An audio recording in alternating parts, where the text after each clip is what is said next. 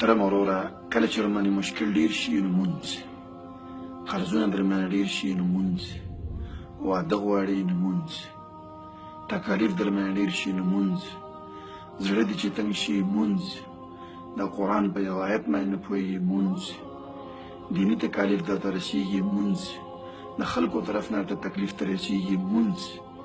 محترم ورونو واستعینوا بالصبر والصلاة، الله سبحانه وتعالی وایي د الله نه په صبر سره په مانځه سره مرسته وغواړئ. څوک زموږ نه داسې دی محترم ورونو چې پلار مور یې په هسپتال کې سخت حالت کې پراته یو دا راغلی الله ته سجدې کړي چې الله پاکه ته خو شفا ورکړي، دنیا ډاکټرانو پسې ګرځو رب ته توجه نشته. څوک زموږ نه داسې دی چې لکه مور او پلار یې وفات شوي دي قبرستان ته روان دی او دا راشي مسجد ته او الله ته سجدې ولګوي چې الله پاکه ته مې دا غمونه لرې کړي.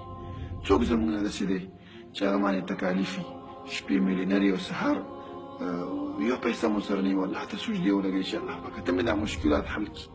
څوک زموږ نه داسې دی محترم ورونه چې قرضونه یې په ډېري او دې الله ته توجه کړي چې ربه ته زما مالک یې دا قرضونه مې لرې کړه.